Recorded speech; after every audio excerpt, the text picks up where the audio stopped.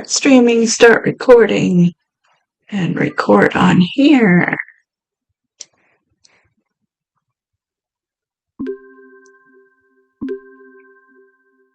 Okay, and here. Hello. What the hell?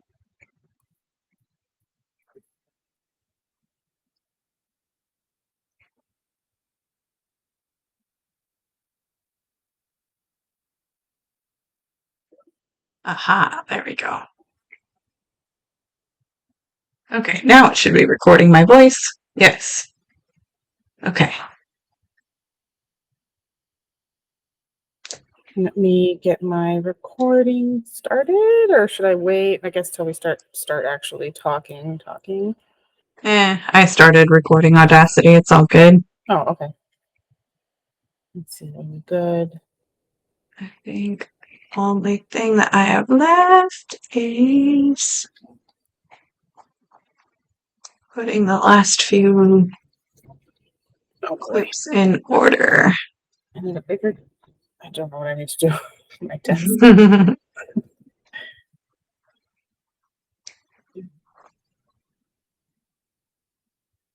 Okay, you are recording me. I just checked. Yeah.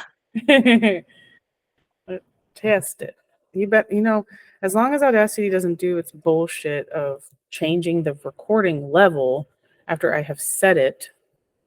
It's been doing that to me too. Yeah. Like, I don't know how to make it stop. It never ever did that before. It's been a couple months that it's been doing it now though.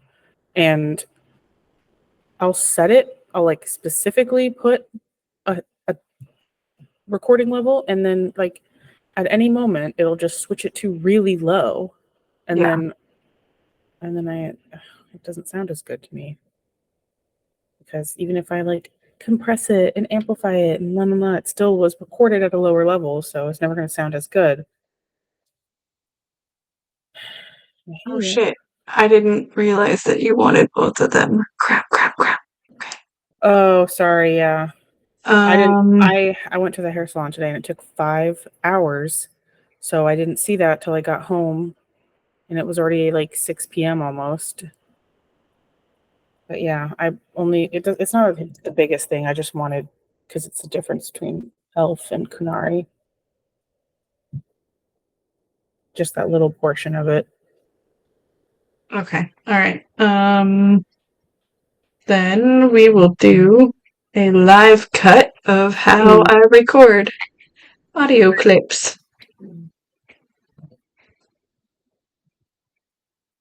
While you do that, I can tell you my story of the salon. No, you can't, because if you talk, then you'll be talking over the clip. I'm going to mute then. Okay. A lot. You don't act like nobles. I love that. You don't hide. I love that. You don't like cookies. Convenient. Love that. And just look at you. Just love that. But seeing this really hurt. I'm fighting to make...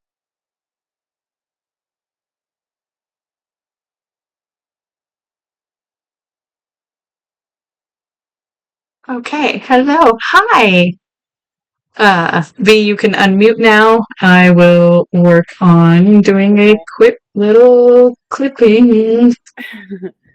Sorry. I usually pick the audio clips. Sometimes Jen adds some, but and then Jen actually gets the clips that I like identify. And there's one that's repeated later on for this episode because I wanted to illustrate the differences in it. And I guess because I was at the salon today getting my hair done, I didn't see her asking me earlier if I wanted both of them, and then she didn't see me reply because it was really late in the day when I did after I got home. Okay, let me adjust because my cat is here. He demands lap time. Come here, son. Come here. Oh, my baby bear. Okay. And I'm sad though because I wore a brand new linen dress that I love to the salon. And this has never happened in my life before, but when she was rinsing my hair, because I got a little bit of a balayage done to help. It's a long story with my hair, but I was just trying to help blend my hair. With that, Mary, and somehow the bleach water got on my dress and bleached the back of it. And I'm very bummed because you can't fix that. And it's a patterned linen dress. It was like a very cute fall, like plaid looking pattern. And like it's on the back. So I could just wear a cardigan and only wear that dress in the cold times. But I'm sad. It was the first time I ever wore that dress. So depressed. Oh my god, the script is 18 pages long. Dude, it's Dragon Age. What do I you know. expect of me? We have to I stay know. on topic though. My headphones are Razer, Razer.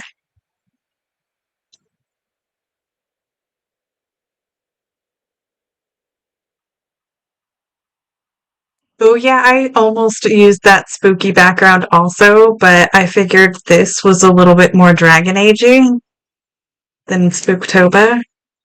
Oh, I guess I could change mine.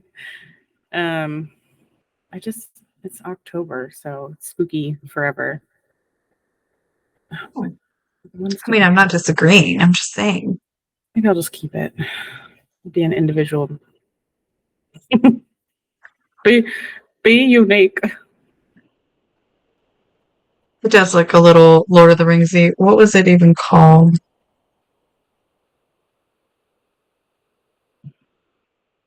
Ancient Ruins. Ooh. And then I don't know if you can tell on stream, but the waterfall is actually active in the background here. And over here. The water's reflecting. I don't know. Okay. All right. I actually think we are ready and good to go. Yeah? All right. Restart recording.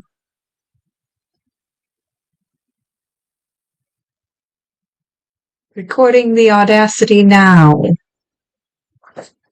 It's like coughing to the mic. Good job. Oh. Hey, Benny. All right. This up. Oh, yes. Get up your comments. The upper waterfalls. Spookquisition. Spooktober. Ollie, you cannot be meowing this entire time. Not again. Oh my gosh. Demon kitty. My kid and my husband go in our bedroom and close the door, and he's just like, a door closed. No. Oh no. Not like it's every single night that it's closed because he's a terrible bed guest. Oh, okay. Bye, Mary. He's gonna go smack his brother in the face. Yeah, do it. Ollie, shut the fuck up. God, I wish. His meow is like torture at this point because he makes me so sleepy meowing through the night. I still love him though. Oh yeah. Just good kitty. He is a good kitty. Okay. Are we ready to do this? Stupid Audacity, please. Knock it the fuck off. Alright. Okay. Let's do this.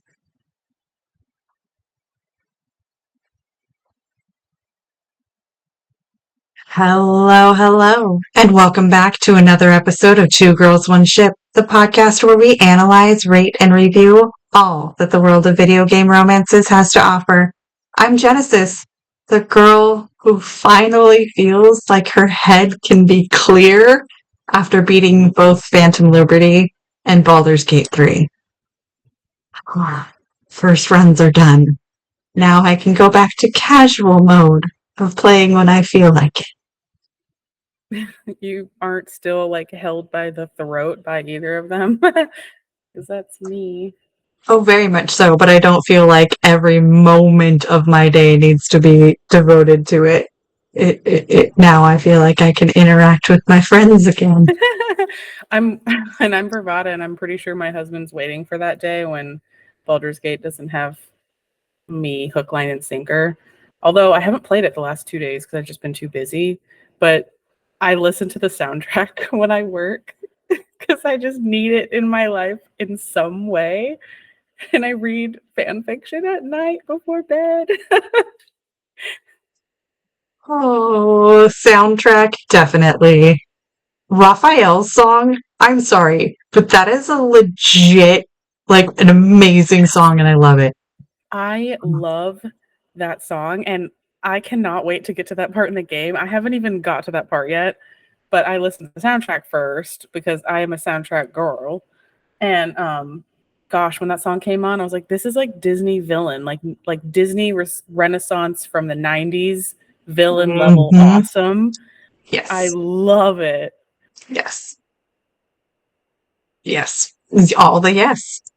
Oh, but we are not here to talk Baldur's Gate. We will eventually. I promise. We are so eager and ready to start talking Baldur's Gate. But we have a core franchise left that we absolutely love and adore that we are going to get to first. So if you're new here, welcome to the beautiful chaos.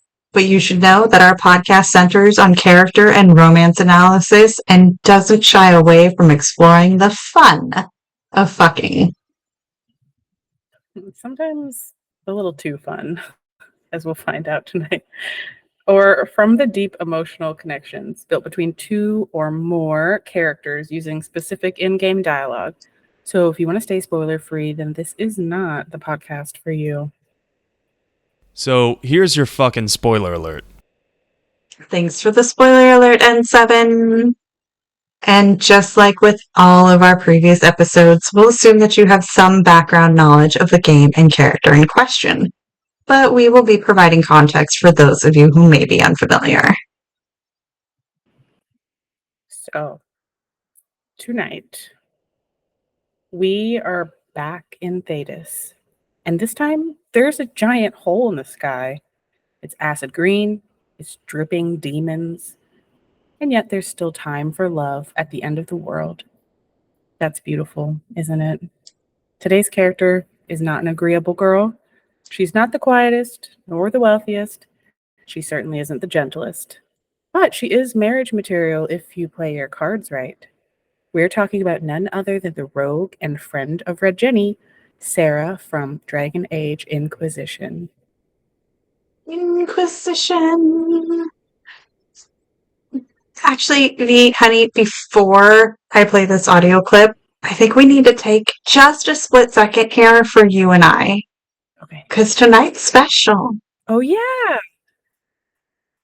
It is our 100th episode. Episode number 100. Are you kidding me? Yeah. Oh. We are just shy of our 2-year anniversary, which, if all goes according to plan, I have got you an amazing anniversary gift, my love. I don't have it yet. And I shouldn't have even said anything because I don't have it yet. But if it all goes according to plan, you will die. It'll be great. Oh, God, okay. I mean, you already got me my Geralt swimming with a rubber ducky. What else is there? So much. Oh, okay. Oh, no, I could not imagine, one, not talking to you every week for the last 2 years. But this podcast has definitely changed so many awesome things in my life. And I'm just happy that you're here with me. And now you're actually physically here with me. I know. I mean, okay, you're like 20 minutes away, but still. Better than across the country. Exactly. And next weekend is our second video game convention panel. So, right? Which I still need to finish that. That's fine. It's fine. I'll do it. It's fine. We did it last year, like day of. We rehearsed for the first time the morning of. And we did good. It's all good. It's probably going to be... Honestly, do we even need to rehearse at this point? Maybe once. I think we definitely needed that run through in order to make it work, right? We need at least one run through. You're right. Oh my God. Do you remember our first episode? We recorded it like 4 times before we even put it out there for the first time. And it still sounds the absolute worst out of all of our episodes. Oh my god. Okay. But I'm Yeah. not an audio engineer, so I'm not gonna. Every single time I look at our like charts and I see that First Liara episode is still our number one, like every single week listened to. I'm like, God, do people just stop listening and not realize that literally in episode 2 our audio improves tenfold? Like I don't even know how to fix it because we don't have like fancy programs or anything. We're just doing it with free stuff. But I wonder if we should go back or if we should record like a little, hey, thanks for checking out episode number 1. We had the janky audio set up and it was 2 girls having fun for the first time together. Wink, wink.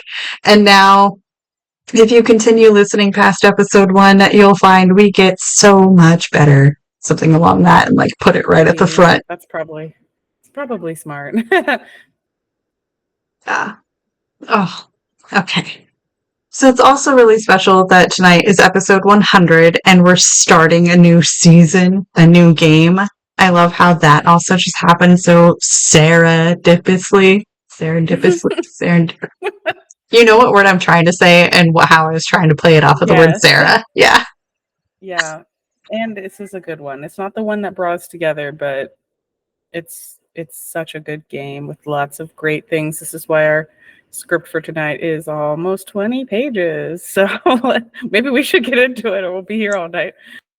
That is a very valid point. So here we are, opening line for Sarah. How about the basics? Where are you from? Ferelden? I got that from the accent. Where in Ferelden? All over? Okay, fine. Denerim for a bit. South, north, wherever I want. There are no connections you want to mention at all. Nope. It's complicated. I don't like complicated. Let's leave it at that. Maybe. Okay, let me see if I can fix that. Oh, yep, that would be why. Okay, can you still hear me? Yes. Okay. And what about... So here's your fucking spoiler alert. Yes, that is good. Thank you. Okay, alright. Then we're good. As Sarah said, she grew up in Ferelden and was an orphan. She is an elf, and unlike the Dalish, who call whatever wilderness they find themselves in home, she grew up in an elven alienage. Elves are second-class citizens at best and experience varying levels of racism and bigotry towards their kind throughout Theodas. She has a vague memory of being in the Denerim alienage before being caught stealing at a young age and sent to live with a human woman named Lady Caroline Emald. Lady Emald was unable to have children and viewed Sera as a surrogate daughter, raising her in the tradition of humans. This makes Sera an Andrastian rather than a follower of any elvish traditions and religion. Sera actually kinda hates the elves. And while any female inquisitor can romance her, elves actually have a disadvantage, having the least amount of possible approval to be gained by her and can gain extra disapproval in certain situations. So, because Sera is exclusively a lesbian, we will be using she, her pronouns for the Inquisitor character in this episode. Yeah, it's actually interesting too because if you are a Kunari Inquisitor, you can gain the most approval out of any companion or any Inquisitor. And Sera makes it clear that she really likes the way they look. It comes off as almost a kink of hers, but we'll talk about that a bit later. So Sera was raised to be a normal human kid, and as such, she hates elves. So her and Solus definitely never get along. And as the Inquisitor, you will earn her disapproval if you are too elfy. whatever that means. She didn't like me in my canon playthrough, to say the least, because I romanced Solus. But back to her childhood. At some point, Lady Emil died. Well, some point before the blight in Ferelden, and Sera inherited her estate. What? Sera, hater of nobles, prankster of Skyhold, was once Lady Sera?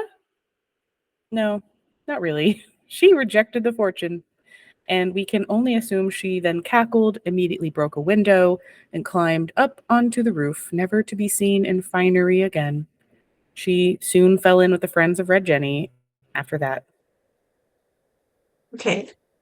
I understand fuck the nobility, but why not take the money and run? Like, you can do so much good with that money. It seems very anti-Sera to reject the fortune because all she does is take Noble's money and keep it for herself when we meet her. Right? But I don't know. Maybe she didn't have the rights to sell the property, so therefore she couldn't have gotten money. Alright. Sera spends the next few years essentially teaching herself how to be a rogue and an archer. And it's why I never really brought her out on any missions, because I was the rogue archer. I don't need two of me. The bow is her weapon of choice for dispatching the rich and arrogant, but she'll stab when the need arises. She lived in Denerim during the Blight, but said she was playing with small painted boxes and burying things she had stolen, rather than fighting or fleeing from the Darkspawn. The mental image of her giggling over a treasure while Denerim burns behind her, Darkspawn all around, is just the kind of unhinged look we can come to expect from Sera. She did eventually escape Denerim, because at some point the ratio of Darkspawn to people just really wasn't ideal. I think the proper ratio is 0 Darkspawn to any amount of people. But Sera eventually ended up in the Orlesian capital of Valroyo, a city so full of rich assholes trying to masquerade their way through the Game of Thrones so much that they literally constantly wear actual masks. What a perfect place for a devoted friend of Red Jenny to set up shop. And this is where your Herald of Andraste, your Inquisitor, will eventually meet her. Well, first you'll find an arrow with a note attached to it, and then you'll have to find another note with an arrow, and then you'll have to fight off a bunch of pantsless Orlesians. But isn't that just something so Sera? Once you do that, and Sera's in your group, you get to see her first tarot card. There is an additional bit of analysis we get to do for this game, as the tarot cards that represent each character all mean something and change depending on the narrative choices and relationship statuses. Each character's card is based off of a real tarot card from the major arcana, which gives unique insight to the characters they were chosen for. I have a bunch of the tarot cards in coaster format too. They're really pretty. Sera's default card design shows her atop a wall, looking towards a building, but not down at it. The design is reflective of the Fool card, which represents new beginnings, potential, innocence, and spontaneity. Sera can certainly be described by all of those words. She is one of, if not the youngest, of the Dragon Age Inquisition companions. Being a child during the Blight of 940 Dragon means that she is at most in her early 20s during Inquisition. Her card, in reverse, can mean naivety, chaos, and judgment. The design of Sera's specific card suggests that she is a risk taker, independent, and one who moves on blind faith or gut feelings. Being a vague Andrastian and someone who killed a noble in front of the Inquisitor because, as she said, she knows people and she could tell he was a bad person, tracks for the blind faith and gut feelings. Speaking of blind faith, hers gets quite shaken after witnessing the attack on Haven. The ancient thing trying to kill us seems pretty real. Don't get me started. Oh, wait, too late, right? A magister who cracked the Black City. It's a hazy dream, right? I mean, if it's real, then the seat of the Maker? Real thing. A seat needs a butt, so the Maker? Real thing. Fairy stories about the start and end of the world? Real things. It's too much, isn't it? How pretty are you that I actually think this shite is possible? I like to hear this. The pretty part, not the overwhelmed by everything part. Oh, sure. Don't mind the bung-rit through the heavens, love. Primp and toss and all is well. What I want is to get everything back to business as usual. A nice simple system with simple problems. Helps me, helps people, helps you. In that order. For now. Gosh. Every time I'm like, oh, that was a cute thing to say, Sarah, and then she keeps talking. Also, I just want to say, I did a typo. I'm sorry. The Blight was a 930 dragon. Dragon Age 2 ended in 940, I think. It was like over the course of 10 years. I just typoed it because my brain holds multitudes and it's not equipped for that. So I'm sorry. Just want to clarify that because for when the Blight happened in Ferelden, it was 930, and then it ended in 931 dragon. Anyway, so Does that mean that her age is different, or is she still in her 20s, or is she? no, she's still in her 20s. It just the script says 940 dragon for the Blight, and it was 930. So like 940 is around when Inquisition starts. Got it. Okay. Oh yeah, you sound so quiet to me right now. I don't know. Is it everyone else or just me? I can hear you. I just noticeably quieter now. Oh, that's weird. Okay.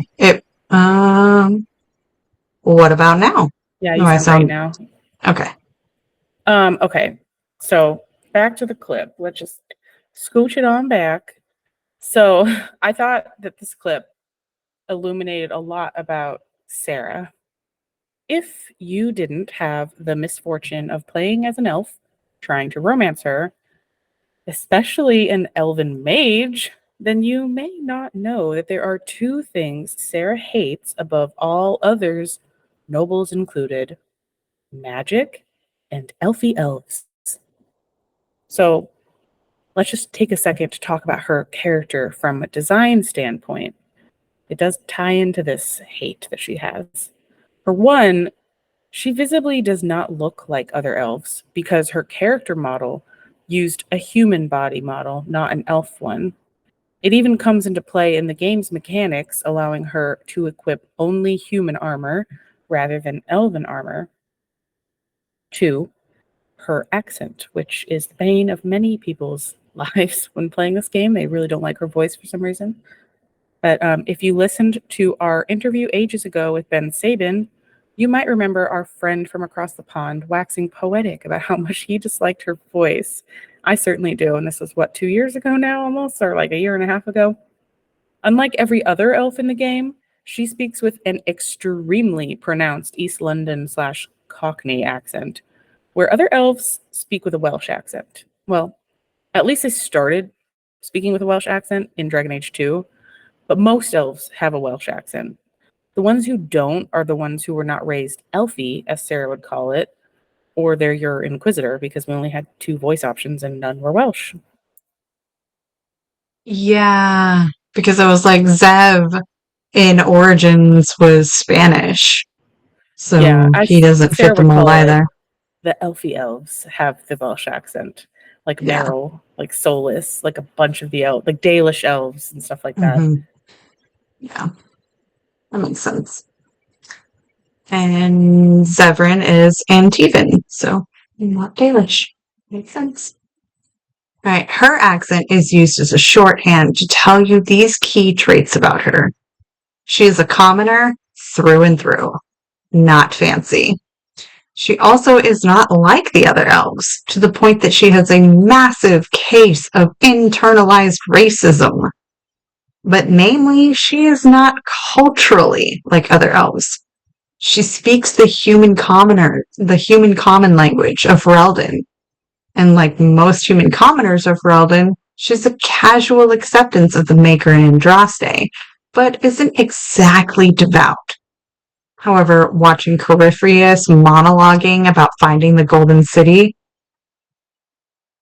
for Vada Jean Marie, I used the word monologuing because I wanted it there. It was there, and then it had the red line. I was like, why is it spell checking? Because monologuing is not a word. Thank you, The Incredibles. But yeah, I put it back. I'm sorry. I'm glad you said it. That's what I wanted there. Okay.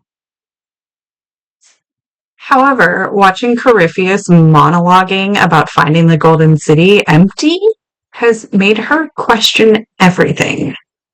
Sera, if you haven't noticed, doesn't like thinking very much. She prefers action and reaction. Her first instinct is to believe that the Maker is real.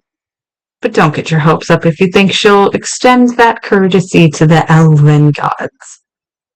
That is a massive point of contention in the relationship after the Temple of Mythal.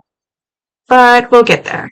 For now, we are at Skyhold, setting up the Inquisition and trying to organize combat against Corypheus. Coryphy Dick, if you're Sera, or whatever else she calls him. Oh my gosh, so many things. Yeah. At some point after the migration to Skyhold and the fancy cutscene with the song, Sera will receive a tip that some people are getting hurt by a land squabble in Verschel, I don't know, Verlesian. This is her personal quest. So she then uses her new connections with the Inquisitor to ask to divert troops to march through the city and spook the nobles, which sounds an awful lot like a noble thing to do. So, God damn it, Ollie. Shut up. Sorry.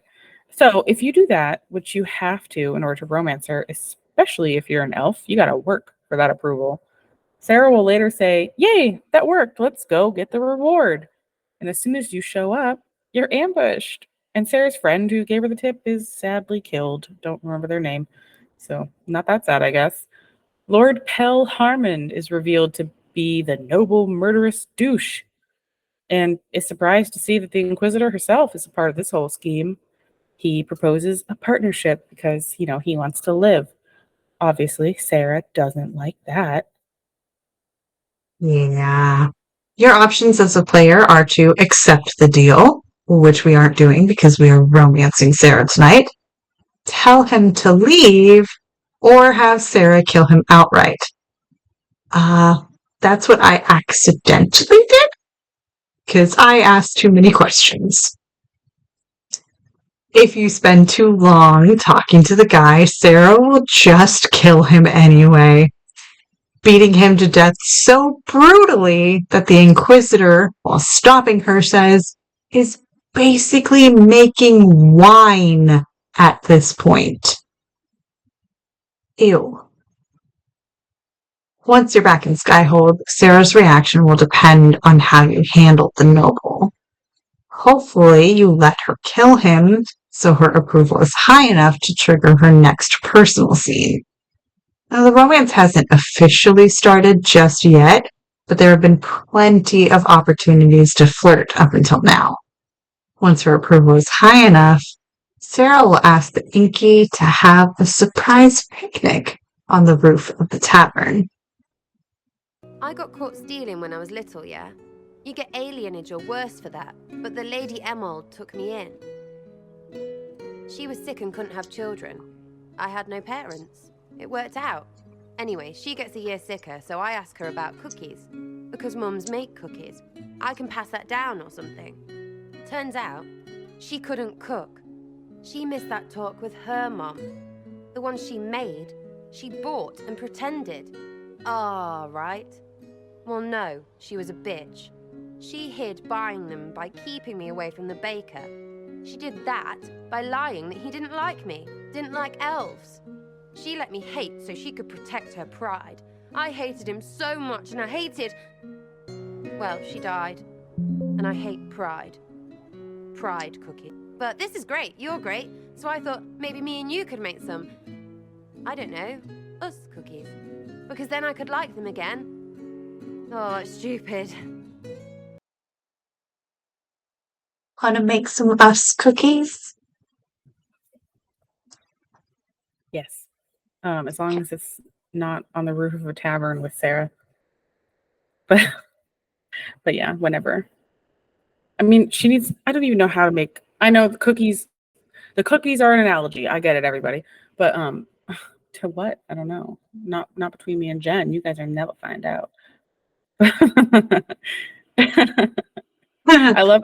We've literally gotten comments like, "My favorite ship is you two." Like, Mm-hmm. I love it.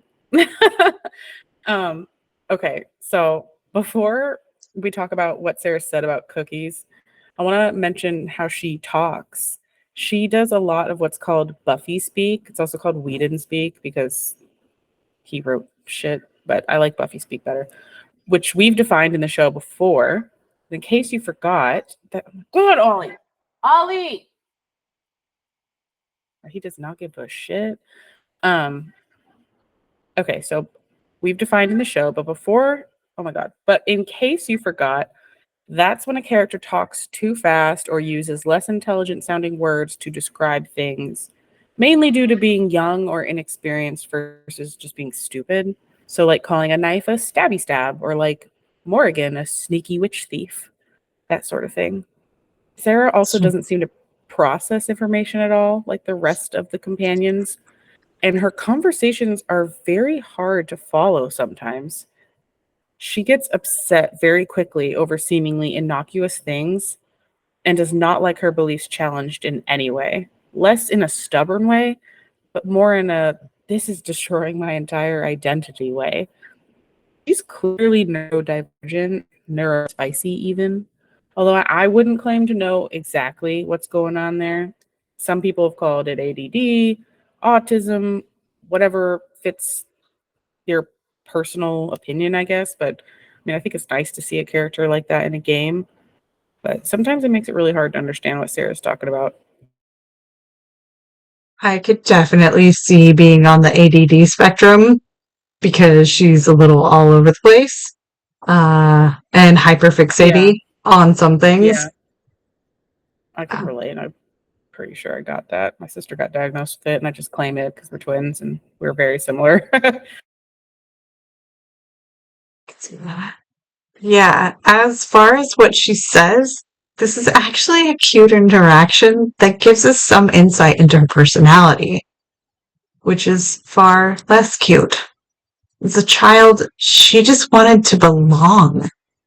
I imagine it is incredibly hard to grow up an elf in Denerim. Even harder to grow up an orphan during the Blight. This is another point of the Sera is neurodivergent column, however. While it may not appear to be that big of a deal to buy cookies versus make them, it is to Sera, who has an incredibly binary view of good and bad, justice and injustice. It's definitely wrong to have lied and told a child that a baker was racist rather than admit that you can't bake cookies. But Sarah carries this in her heart so much that she now hates eating cookies. This applies to every other aspect of Sarah's life as well. You will earn her disapproval if you question her beliefs. And once you've locked in a romance, you will either have to agree with her completely or break up with her. Yeah, there's quite a few ultimatums with her. And it's not equal across the different Inquisitors either.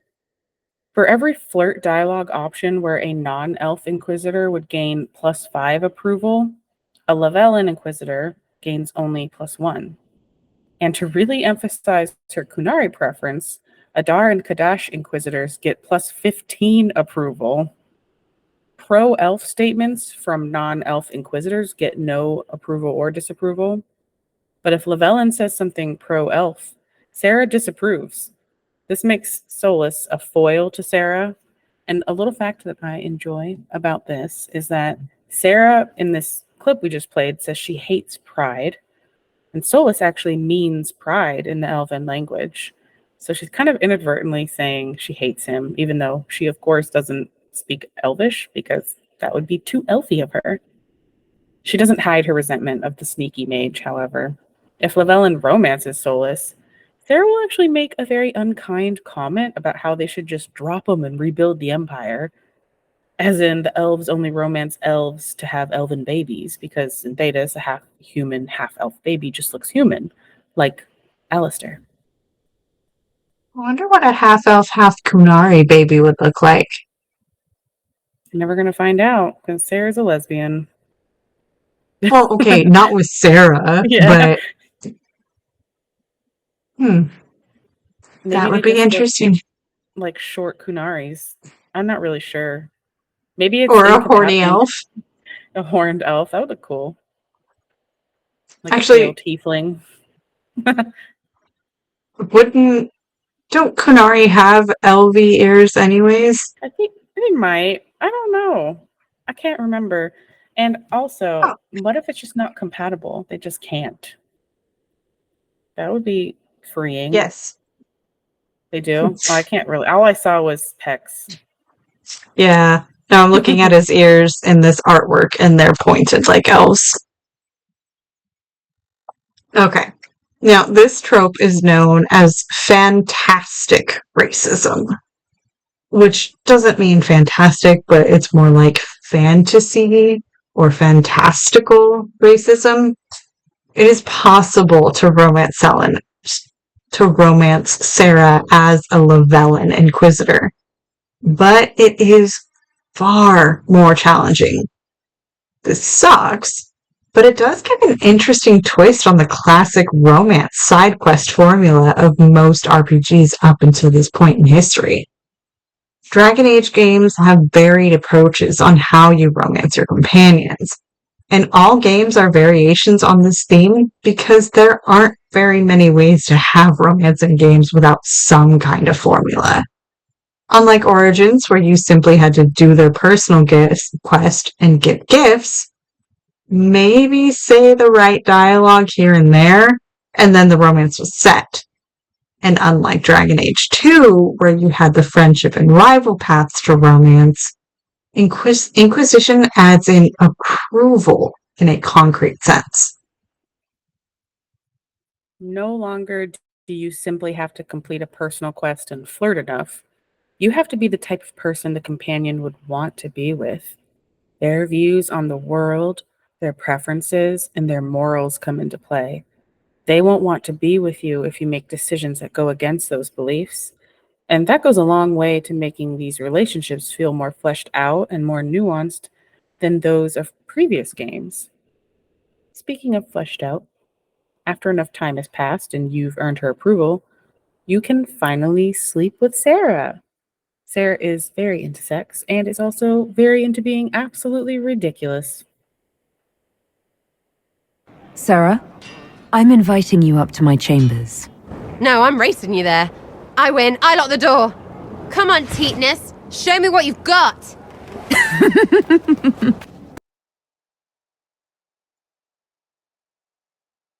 I love a good pet name.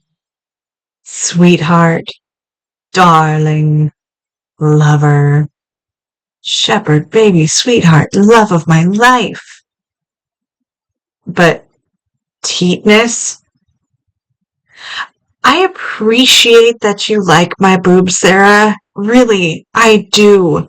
But teats are on cows. And unless you're relating me to a cow, I'm really not feeling this nickname for me.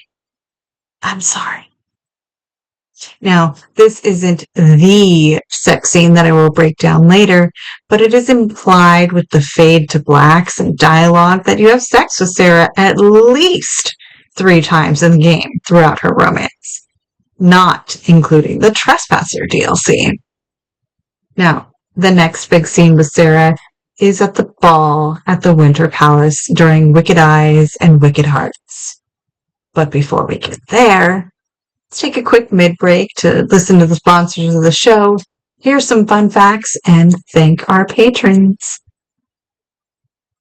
Oh, V, we get to think of a new dance. I mean, the Winter Palace dance, right? the formal dance that you have to do. A nice little waltz into the Yes. mid-break. I don't want to dance This with is- Sarah.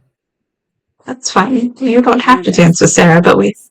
Souls with his stupid little hat on. That's what I want. I love my big burly Kunari trying to squeeze into his red outfit and like his horns just being out to here and dancing beautifully with me. I love Imagine it. he's just one big shrug away from ripping that off his own body. Yes, please, yes. Do we Okay, need to need to dance now, stop. or is this good enough? I think that it is good enough, my love. We can actually get to the fun facts. And yay, Sera is the first exclusively lesbian romance in the Dragon Age series. Woo! Yay! Representation. I was like, Yeah. not diversity wasn't the word that I was looking for, but it's what popped in my head. But representation, I'm here for. And we do say exclusively lesbian romance in Dragon Age. Because we had bisexual options in Liliana, in Origins, and then Severin. Zevran's not a lesbian no matter what way you look at it. Bi. Sorry. Oh, You're yeah. saying the bi options. Yes. Yeah. Well, And then I was going with the women. shoot, sorry. I No, it's all ruined good. everything. Because we've got Lely, and then Josephine, and Izzy, and Meryl. And yeah. And who knows who we'll have in Dreadwolf, because they haven't told us anything. And Hopefully the now they're whole firing gambit. people. So I don't know. Now they're getting sued. It's a whole shit show. And I'm real disappointed in BioWare. That's a whole nother thing though. I don't want to get into that right now. Nope. Sorry, I realize it's probably my turn to say a fact. So Sera is taller than any other female elves in the game. Like I know this as playing a female elf. I just stand next to her. And despite being an elf, she's a human trained rogue, so she can't equip elf trained armor, which is a cool little game mechanic way to shove that point home. Also, there is this quote that I didn't include in the clips, but I thought was just awful way to describe elves. When you could ask her like why she's never dated an elf before, and she said it's like a bag of chicken necks because elves are kind of like small and slight. And she's rather curvy, having the human body model. It's like, girl, come on, you don't need to be like that. No. What if that's a Lavellan that wants to romance you, and you're telling him you feel like a bag of chicken necks? Ew. Very ew. But I mean, then it makes sense that if you don't romance her, she will romance Dagda, the dwarf from Orzammar, who can become your smith in Skyhold, which I love for her. I heart Dagna so much. I think she's amazing, and I'm happy that her and Sera can find each other. I heart Dagna so much, but isn't that so ironic that the entire game she's like, woof, when she sees a Kunari, like she's so hot for Kunari. And then if you don't romance her, she dates a dwarf who crafts magic items, like seemingly the things that she doesn't like at all. But, Dagna's just that cute, I guess. Yeah, or maybe because Dagna is also very much the contrarian. She's a dwarf who loves magic.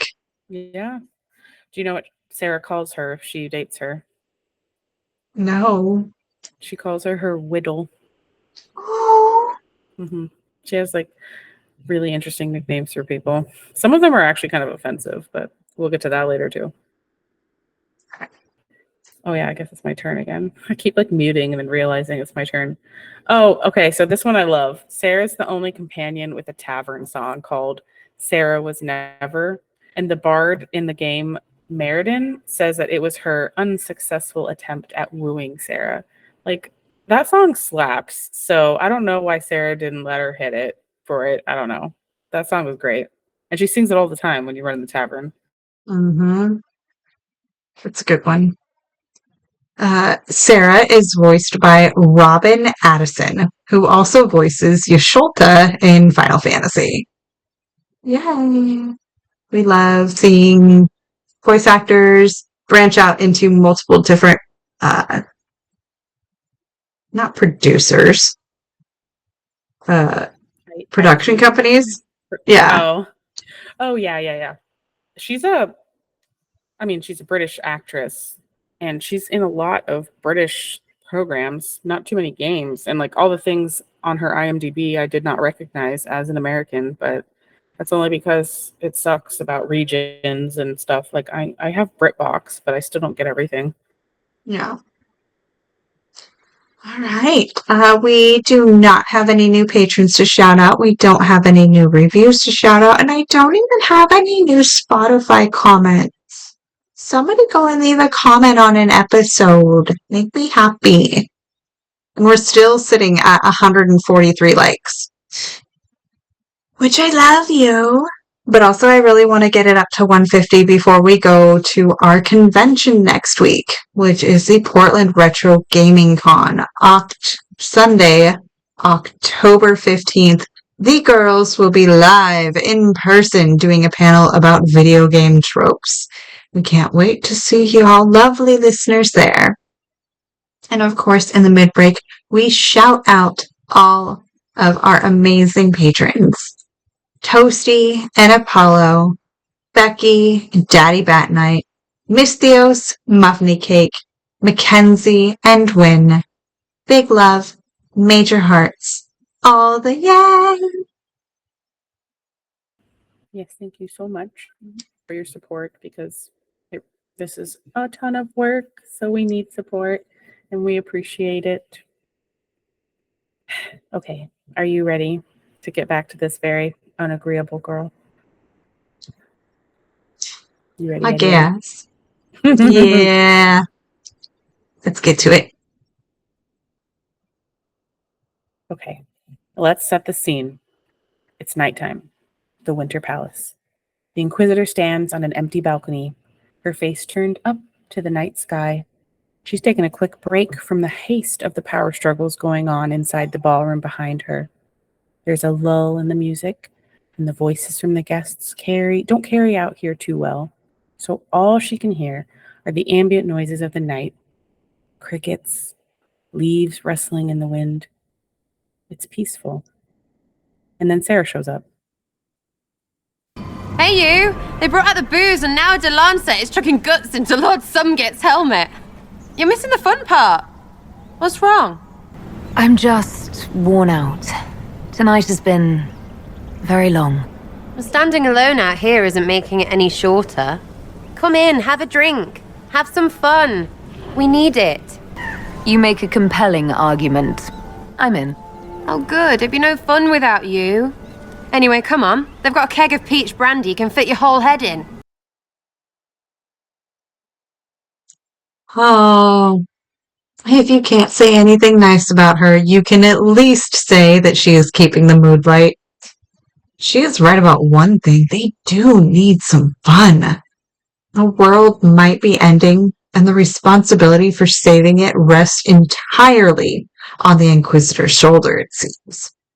One of her earlier interactions with higher approval is playing pranks on the residents of Skyhold, like making Cullen's desk a bit wobbly, or spilling water on Josephine. All very harmless pranks. No intended not only to provide a moment of levity for both the player and the Inquisitor, but also to keep the Inquisitor and the Inquisition at large grounded. After the prank, Sera will say, "That was fun." And the inquisitive, the people, still remembering that you're one of them. One of them is also one like her. Someone she can relate to. A normal person. Not fade touched or goddess chosen. Just a person. Sera says another line at some point that relates to this, and it's something I really like. She says, "From the bottom, everyone up top sort of seems the same." This is a great analogy for the upper crust of real life society. I mean, they all do seem the same. But she herself is guilty of this too. She generalizes like a motherfucker, and she is full of delicious contradictions. She doesn't like nobles, but she'll happily marry a noble Trevelyan inquisitor. She doesn't like nobles using their wealth and power to keep themselves in power, but she's happy to use the Inquisition's resources to scare some nobles. As a Red Jenny, she'll kill, hurt, or otherwise inconvenience any noble that gets suggested through the grapevine simply because they seem like they are bad by virtue of being rich. Yet, if an inquisitor points out to her that she does basically the same thing nobles do, hurting people and pocketing the gold, not spreading the wealth to the little people, she'll just brush it off. After all, she says she hates learning lessons because it makes her stomach hurt. It gets even more hypocritical with an elven inquisitor. She will constantly condemn elves as being too elfy, and even break up with the elven inquisitor if, after Mythal's temple, the inquisitor doesn't immediately condemn the elven gods as just demon worship and a bunch of fake nonsense. A player that wants their elven inquisitor to be culturally elvish will face an ultimatum from Sera. Either say that LV elves are stupid and stuck in the past, or break up with her. This is ironic, because she is still an elf with a bow, arguably the most elfy weapon out there. Thanks, Legolas. She has a very warped and immature sense of justice, filling her pockets with gold. But it's okay because it's noble gold. She's not stealing from the poor, but she's no Robin Hood either. Mm-hmm. A rebel without a cause is like rearranging the deck chairs on the Titanic. It's something to do, but ultimately a waste of time. One of the tropes used to craft her can be summed up by the phrase low-class lout. Vulgar, crass, loud, uneducated, and violent. Sums up Sera pretty well. Although, despite her education, or uneducation, she has some straightforward wisdom that can stun even the most bookish companion, like Solus. Speaking of Solus, obviously Sera can't stand him, referring to him as elfy or droopy ears, which is apparently a slur for elves that are too elfy for her. And she'll refer to Cole as it or creepy, which bothers me because Cole is baby. Do not speak ill of him. She can be quite mean-spirited and has a hard time considering the needs of anyone outside of the common folk, content to shove mages back into towers and everything back to normal. Right, because maintaining the status quo, that's always the best option. Ugh. Everything going back to normal would be beneficial for her, which is why her and Vivian actually share a lot in common. Which, hear me out on that one because, oh, both grew up in poverty until thriving in Orlais, and both want to return of the status quo as quickly as possible for their own gain. Vivienne to use the circle and court power for her own gain, and Sera to steal from the rich and put that gold directly into her own pocket. No one here will argue that Sera is the most morally good of the possible romance options. She isn't all bad. She is in between, and she does mature in the 2 years between Inquisition and Trespasser. But we'll get to that. For now, we need to talk about the new tarot card that Sera gets after you complete her companion quest, the Star. It's very interesting. Like her previous card, the Fool, the Star is ruled by the air element. In the major arcana, the Star sits between the Tower and the Moon cards, or Solus and Cole. And those cards represent great change and illusion, respectively. The star is a card of hope, inspiration, and healing. It follows the Tower card, which represents trauma, to show that healing after hurt is indeed possible. While we can't erase Sarah's hard past, we can help her heal and soften those hard edges wrought from a life filled with bitter envy and hate at the world around her. And also sad face that the Tower is trauma because soulless. Anyway, there is one more card you can unlock with Sera if you romance her, and that's the Hanged Man. It's finally time to listen to the romance culmination scene. Get ready. I actually have a scene. Oh my god. It feels like forever. So long ago. So, here we go. I'm the Inquisitor. I could get you anything. But I don't want the Inquisitor to use Inquisitor powers to inquisit everything I want. Sounds a bit too nobly, doesn't it? Besides, I'm grateful now. You'd still rather go shopping? I can't believe you shaved that in your... Andraste's Herald is touched, all right. That is...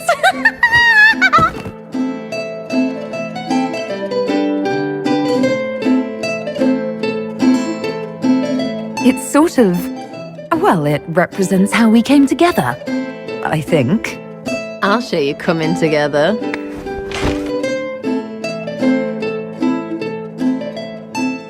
Okay. I kind of love that little pun at the end. I'll show you coming together.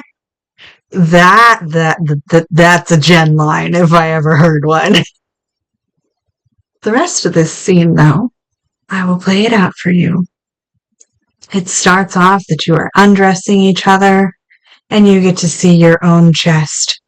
I love seeing my own, quote, quote, own naked body in video games. I think it's hot. I think it's a great way to even role play even further. If you are playing as a man, you are playing as a woman. It does not matter. You are visualizing yourself in the scene, and it brings a little bit more of a connection to it. Oh. Now, Sera is perched on top of you, looking down at your gorgeous, gorgeous lady bits. And you have shaved your pubic hair into a particular shape.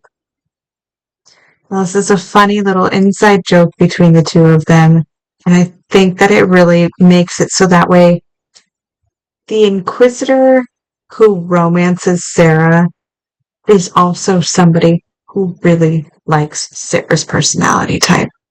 That's the only one that I could really see having this type of sex, this type of love, this type of fun. For me, the giggling and the laughter of it, I don't know, sorry, getting a little too far ahead of myself. We do hear a couple of thuds in the audio clip, and that is Sera seeing you shaved and rolling over and falling off the bed in laughter. I love that. It means that she got my sense of humor. It's great, because it's what she wants, and it's what this version of the Inquisitor wants. And then she pulls you down off the bed, making that second thump. And then you guys have crazy, wild sex on the floor. It's great. I love that for you. It's just not for me. I do think that they have amazing sex. I think that they both fully love it. They both fully enjoy it. And they go back to it several times over. I am here for that. Have fun. Have great sex.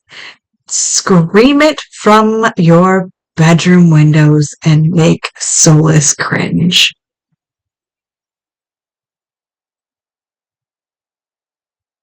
All right. Yeah. Actually, I wanted to say, so The pubic hair thing only happens if you agree, because before this happens, you have to talk to every other companion about what kind of gift Sarah would like. Mhm. And the pubic hair part only plays if you have agreed to do that. Vivienne will give you the idea. And if you turn it down, I think you get one more opportunity to say yes, because Dorian might suggest it. But usually it's Vivienne, which I love, because of course Vivienne, who knows how to read people, she would just and she probably thought it was the most stupidest idea ever. But because that's so Sera, she was like, I bet that's what it'll be. And so if you accept it, that's when this will play. Otherwise, the scene ends after Sarah climbs on top of your Inquisitor and the fade to black happens. You don't get any naked bits like you do. So I think the scene that makes it more of a romance scene, obviously, even though it's kind of silly. But it matches Sarah.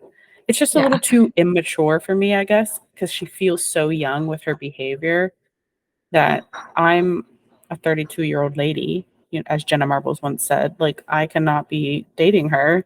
She feels too young. Yeah. Yeah, I see that, and I definitely respect it. I don't ever see me romancing Sarah, but it also just has a lot to do with I'm not a pranks guy, you know? Like the practical jokes and neither stuff am I. like that is just not my character type, like my own personality type. Um I'm Yeah, it's just not me. But that is a lot of people, and I think that pranks can definitely be funny, and I can take a joke. I can definitely take a prank. Yeah. Uh, I don't want to do them though. yeah. She does. I love the pranks she does though, because she does the nice, harmless ones. I think she does serve a really important part of comic relief. It's just she's not everyone's Mhm. brand of comedy. That was really loud. I think it was my cat. Sorry. Okay. Are we ready to talk about the Hanged Man card? Go for it. Okay. So the Hanged Man card is ruled by water, which is different than the former two cards that she had as default Sarah and then companion Sarah. Now we're romance Sarah as the hanged man. So it represents letting go, seeing things differently, and metamorphosis.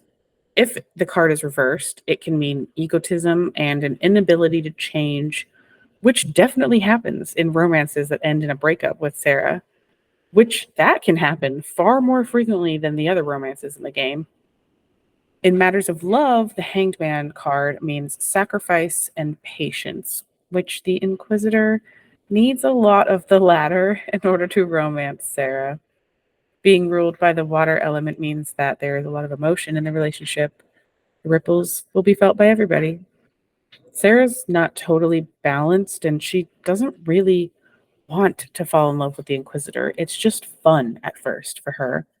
She doesn't really know what love is, being an orphan that was later raised by a lady who would rather tell a kid the baker was racist than admit she couldn't bake cookies. I'll never get over that. So stupid. No. Yeah. Extreme stupidity. There's a specific conversation that happens later in the game when you literally watch Sarah finally figure it out. Finally figure out that she loves the Inquisitor. It's so cute. Oh, you. Not you. Not now. Sarah? Sarah! I don't want to talk. Go away. I said go. Away. But what is... I saw you dead. You led all of this right up Carriffy shit's face, and then the Herald went home to Andraste. It was last night, clear as anything, even with eyes shut. You, in the void, gone. I can't see it again. I can't be with you and see that again. Then I'm sorry for what I didn't do in that thing you imagined. Right, like you have any say. There's holes leaking the Fade, dreamland all over the place. Dreams show stuff. Stuff I don't want to think about, which is hard because I want to think about you. A lot. You don't act like nobles. I love that. You don't hide. I love that. Maybe you can take or leave cookies. Fine. Still love that. And you're not too elfy. Surprise, I can love that. But seeing this really hurt. I'm fighting to make things better and learn truth and shit, and it just keeps getting scarier. I know you don't care about words, but that was a lot of love you just let slip. Well, thank you, old lady smarty pants, turning it all around to show me what I really want. But so what? You're special. Who else is special? Divines, yeah. Wardens, too. Heralds will be different. So yes, love. Lots of it. Who cares against all of everything? It's because I love you that everything had better watch out. It's you and me against it all. Unless you're not up for it. We really need a bigger gap between fighting and kissing. So, never going to die? Right. Love is so much better. So, think you'd make a good divine?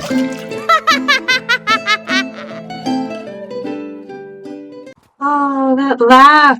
And then the music that you hear playing in the background, that's actually Sera's song, the Tavern song. Now, before we get into too much discussion about that clip, Bea wanted me to play a portion of the clip in-game with a Kunari Inquisitor, so you can hear one of the differences in dialogue that you get. It might be minimally different, but the approval awards alone make this romance an easy day for a Kunari and an uphill battle for elves. You don't act like nobles. I love that. You don't hide. I love that. You don't like cookies. Convenient. Love that. And just look at you. Just love that. Instead of talking about how elves, okay, yeah, I didn't think that I could love that. Or, damn, just look at you. I love that. She like gives you an up down in the visual clip too. She's like, look at your whole entire being. I love that. That was a good one. Okay, so the clip that ended with the "So do you think I'd make a good divine?" That was a really good one. For me, I need those key moments where you can show to me that it's not all pranks and laughter and fun and levity. Show me that there is someone in there who is having real, deep, emotional connection. And that's what I need. That line right there almost makes me want to. Almost. Yeah. My favorite part was what the Inquisitor said back. Like, it's you and me against the rest of everything. Or like all of that. I really liked that. I loved the emotion in her voice, Alex Wilton Reagan. Girl. Yeah. But yeah, I mean, I feel bad for Sera because it's like kind of tragic that is her reaction to love. Like, she really doesn't handle the big emotions well. She's just living in the moment, not really thinking. And then this is the first time she's really had to consider things and her impression on other people and the effect someone else has on her, because she's rather selfish normally. Mm-hmm. And now it's like just seeing a dream, a nightmare of the Inquisitor dead made her literally run away from the Inquisitor when she woke up.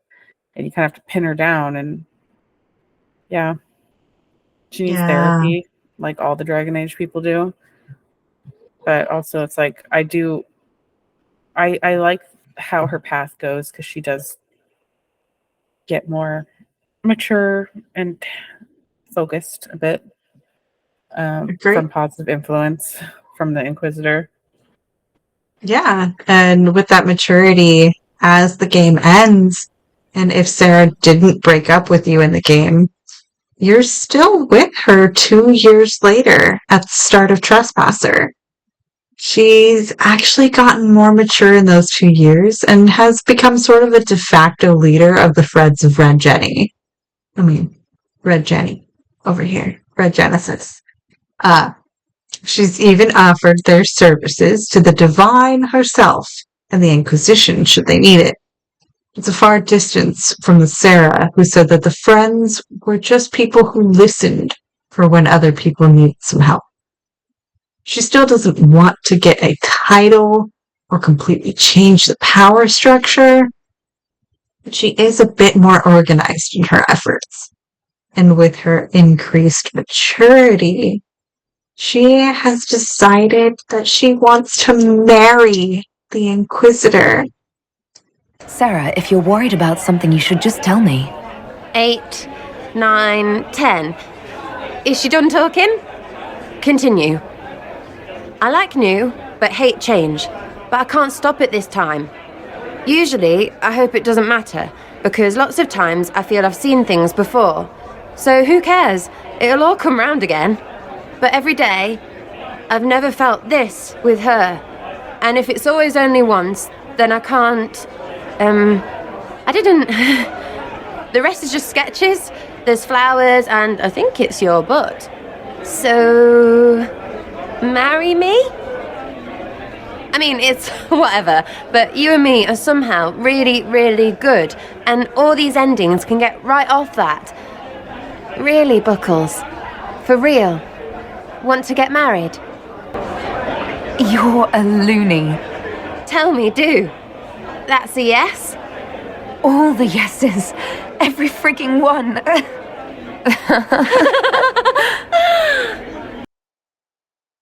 Aww. Dude, I I love know. that. So this relationship is absolutely not for me at all because I love the elfy elves. Oh, give me them, please. The broody ones, yes. But Sarah's not broody and not elfy, so I can't. But this is so cute. Like, I think it's so when you're listening to her speak, it's really easy to just be like, oh, she's so annoying. I don't know what she's saying. And that's sad because there's a lot of people who speak like this. And I think it shows a really great maturity that she's come from a place where she kind of just brushes things off and you have to pin her down to get any kind of emotional connection conversation with her in Inquisition. But by Trespasser 2 years later, I think she's gone to therapy because now she's written her thoughts out. They're still meandering. It's still maybe hard to follow for some people, but she's written them out. She's thought about it ahead of time, which is planning, which is something she's not normally doing. And what she specifically says, where she said, you know, I feel like I've seen all this before, so it'll just come round again. But with her, it's she's basically saying like every single day feels brand new. She's never Mhm. seen it before. This is new and good, and it's so cute, you know? Right. That I don't like change, but I like new. And I like the fact that we're having new experiences every day, but you're still here, so that part's not changing. It means the translation of that is I found a partner that is giving me new adventures, but is still my constant core partner. Mhm. I love it. I love how the Inky gets to say like yes, all the freaking yeses, or all the yeses, every freaking one. Like she's adopted Sarah's kind of way of speaking. You know, like Mhm. that's the way Sarah would say something. Your Inquisitor can sound very uptight sometimes, and you know it depends. We're like very nuanced and very educated and whatever, but like it's cute because they just seem really to mesh well in Trespasser. And I like the thought of Sarah becoming a little bit more altruistic. And I think maybe that's just also a part of like now she has a found family with the Inquisition. It's something she's never had before. So she's just a little street rat who needed a home. She definitely had found friends before, but now she actually has a family that'll look out for her.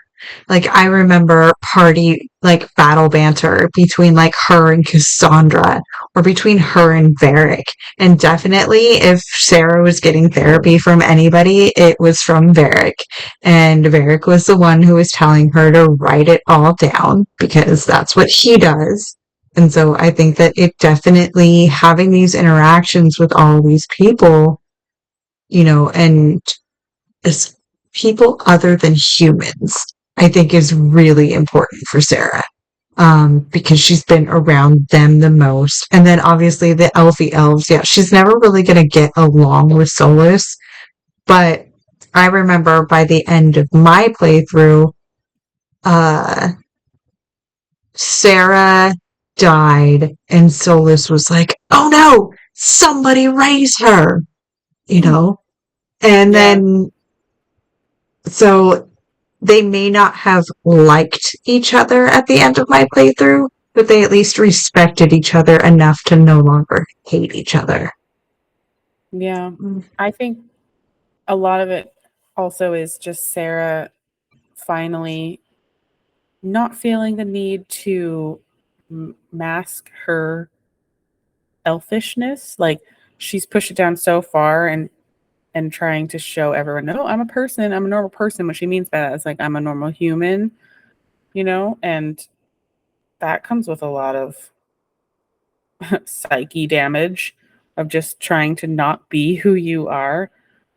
So it's kind of like interesting to see that. And also, like, Solus and Sera can have thoughtful conversations together. At least in my game, they did. Like, when Solus is like, why don't you just take out all the nobles? And she's like, why? So there can just be a new top. He's like, actually, that's a good point. He's willing to listen to her. That's like some of her simple wisdom, where she doesn't necessarily sound like she's smart, but she says insightful things all the time. Yeah. It's just that if you brush her off to the side as just the comedic relief, you're not ever really going to hear that. And Yeah. she deserves better than that. Yeah. Oh, I still also played as a rogue, so I never really had her or Cole in my party. But I don't hate her. I know that a lot of people do.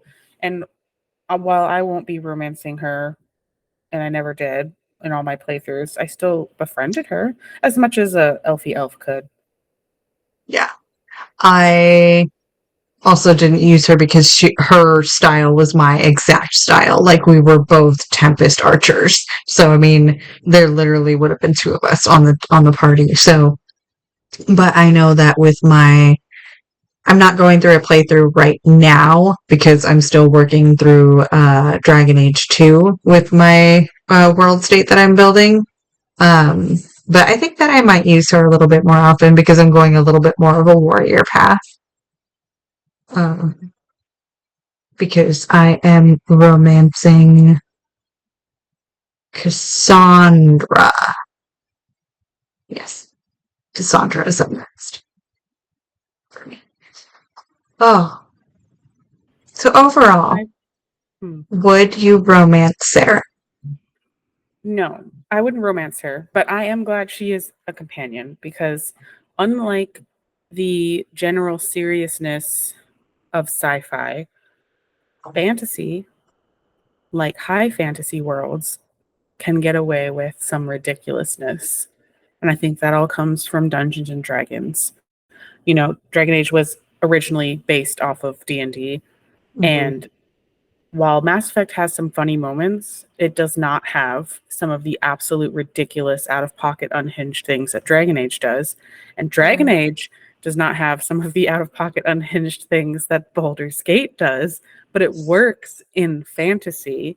It works to see this girl taking everyone's pants and fighting them. It works to throw a hamster at somebody to fight them in high fantasy. And I really like that. And that is, people will say, oh, she's the comedic relief, she's the bit of levity, and that's true, but she also only works that way because it's high fantasy, and I love it.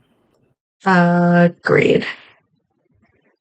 I also don't know if I have an Inquisitor in me who would romance her, but I have a version of me who would be really good friends with her, for sure. For sure. I mean, my Kunari Inquisitor was good friends with her. We definitely went out on all of those pranks together. I'm just too much of a power gamer to actually put her on my squad. That's my own downfall, you know? Yeah. Yeah. All right. So, yes, we That's how a love, cookie crumbles. I couldn't help it. and that's how the cookie crumbles. Yes, that is a great note for us to end the show here tonight. And if you like what you are hearing, please be sure to leave a review on iTunes or on Spotify and subscribe wherever you listen to podcasts. You can now find me on the Cyberpunk Lorecast, my co-host Toasty, where we explore the foundations of the past, the state of Night City today, and the news of the future for all things cyberpunk. And, of course, in our own Two Girls One Ship channel on the Robots Radio Discord. And come give us a follow on all the social medias and on patreon.com/Two Girls One Ship. Our theme music was composed by the ever-talented Pipeman Studios, and our artwork was designed by the esteemed Let's Not. Links are in the description. I'm on the Robots Radio Discord as well, and at our own Two Girls One Ship Discord server where we nerd out on all our favorite CGI significant others.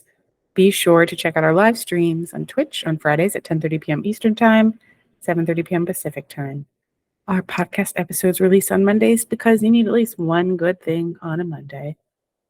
So, thanks for listening, and remember, Beauty is in the eye of the controller.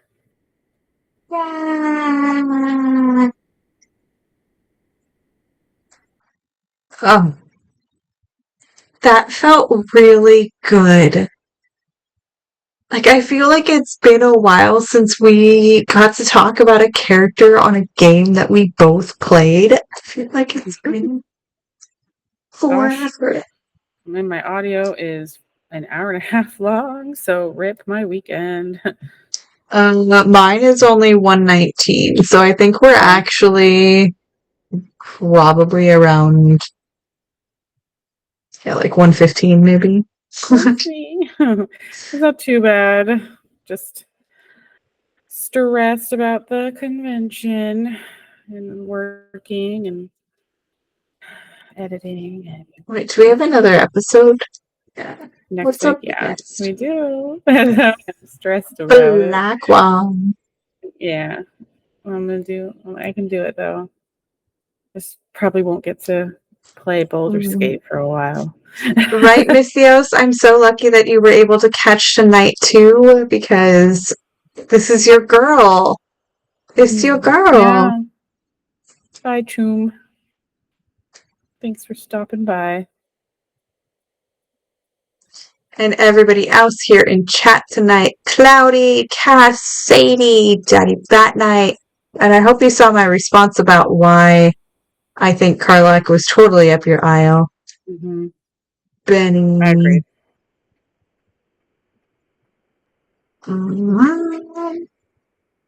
And now that you've told me that that is your nickname, that is your name that I'm going to call you forever now. That is why you are my... Yeah. Even though I don't think that that was like one of the 5 nicknames that he gave me when we all went out to dinner that one day. Yeah, probably. But that's what you introduced him as. So that is what I'm going to call him. Catters. You, me. I'm like going to cat. Yes, Baldur's Gate is the amazingness, and we have so much to talk about with that. Who But you I'm also romancing, Stone Missios? Who you romancing? That's what I want to know. Sadie, I love that little Sam emote so much. He's adorable.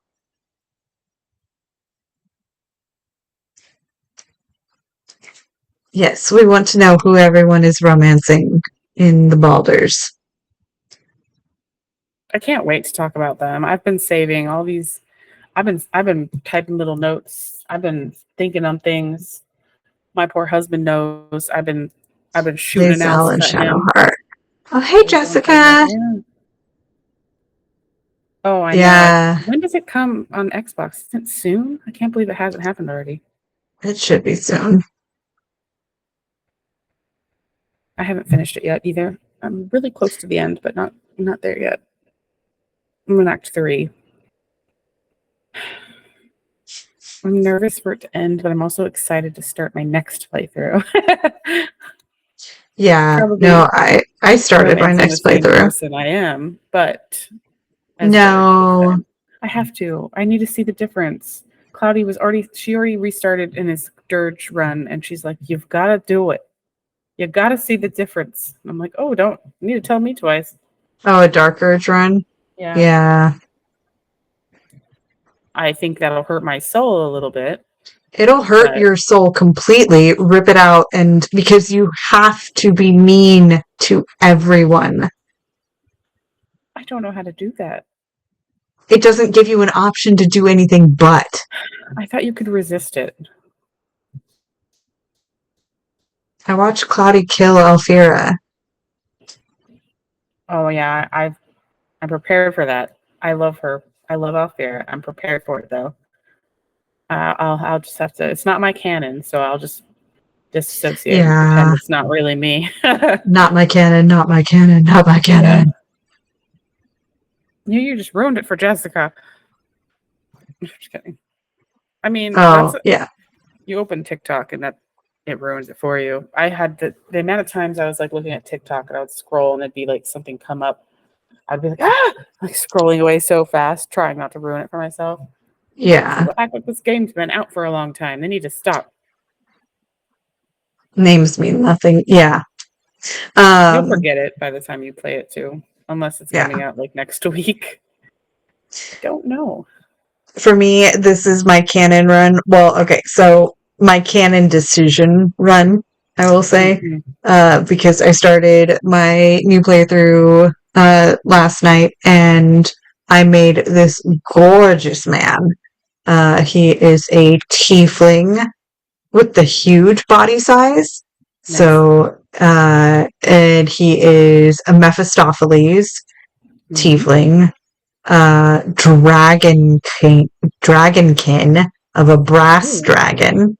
Ooh. Yeah, he's really fucking good looking. Actually, I might be able to show you a screenshot really quick. His name is Rage. Do you play with mods? Nope.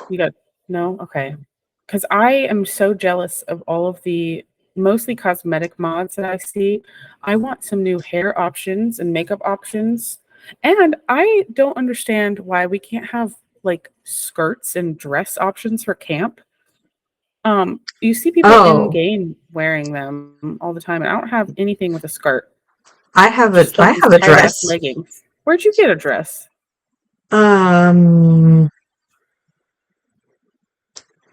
In I don't know how to say it. In Baldur's Gate, in Act 3, I got a really pretty dress, but you can get them all over the place. Display capture, let's see. Don't freak out, stream. I promise I will make it. Remove. I just do. I'm watching the stream too, because that's how I'm going to see it. Yeah. I think, unless you move it on your screen. Window capture? Let's try that one. Yes, photos. Jessica, I think it's like as close to a dream game as I can get right now for me personally. Although the beautiful thing too is like there are things they can do to make it better, and then they're doing them. Like they listen to fan feedback and do it so fast. They're already on hotfix 9, patch 3. Yes, agreed. That is exactly this right. This is not gonna what? Remove. I want to play as a guest at some point. I freaking love them. I mean, I love Lae'zel. I don't necessarily like Gith in general because they're a little too harsh for me. I'm a Sensi baby. I don't want to like lay eggs and kill all the weak ones. So, yeah. Okay, let's see if I can be any kind of elf. I want to play as a drow too, but I don't think I could ever walk away from bard. I just absolutely adore being a bard. I love being able to convince bosses to off themselves instead of fighting them. It's great. Is it not working? Just share it in Discord or something. Because we're not. Oh, I'm a fucking idiot.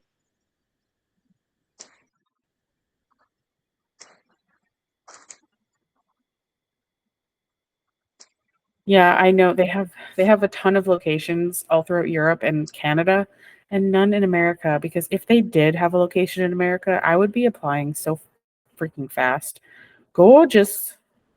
Yes. Okay. So this is my. I see Bay back there. Yes, Bay's back there, but this is my half drow war cleric.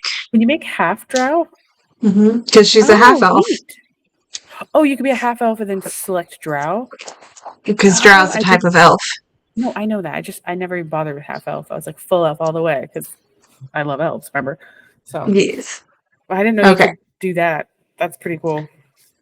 That's my girl. That's Genesis, who I based off of my my like real world Genesis character that I played 5th edition D&D with. Mm-hmm.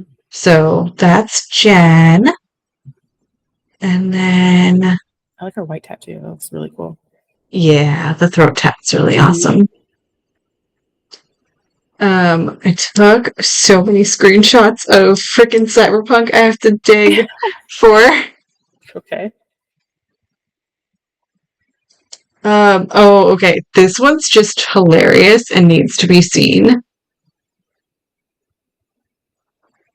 Oh, how?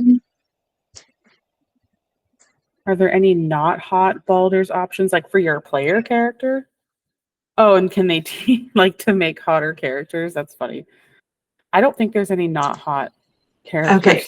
Here's a slight little spoiler for the Will romance. It means absolutely nothing. So, one of his scenes is that you get to dance with him. I thought that I was getting a different scene, so I took off my clothes. Hell yeah. So here I am. Look at that. Look at that booty. Oh, right? Girl. She be doing squats in camp. It can. But he's adorable and dancing around me naked. Oh, yep. Here's the screenshot that I took. Ducks. Ducks. I like ducks. Oh, Halson. You know what I found? I don't know if this is like a D&D thing or if this is like a character design that they did for this game or what, because I have not that much experience with tabletop D&D. Ooh. Oh my god, I never looked at the picture. Is that really what Divine Bone Shard is? Yes. Oh my god. Remnant of a once god. Wow, that is a power move. That is a penis. Yeah, no, I know. You're using a remnant of a once god as a dildo. Oh, why is he not wearing a shirt? Because is that barbarian clothes? Is that barbarian clothes? It's Karlach's pants. I put him in Karlach's pants because it's fucking hot. Okay. Actually, that's a complaint I have is that all the men have very defined abs. I wish they didn't, especially Astarion.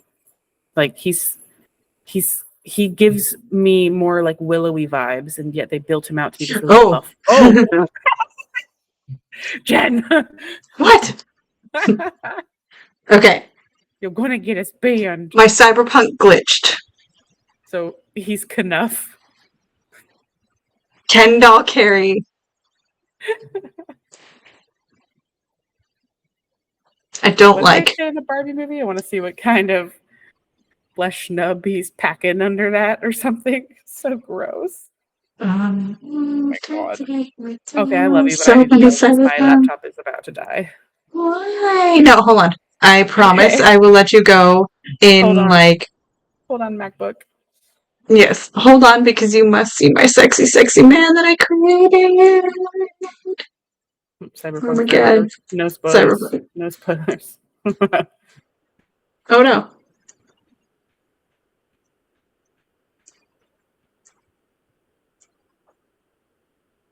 I am actually scrolling too fast. My computer can't keep up. Okay. Oh, this is... Oh, right. Your butt clips while wearing dresses and climbing, by the way. Oh no, I think I lost my V. Her face is frozen and I do not hear her anymore.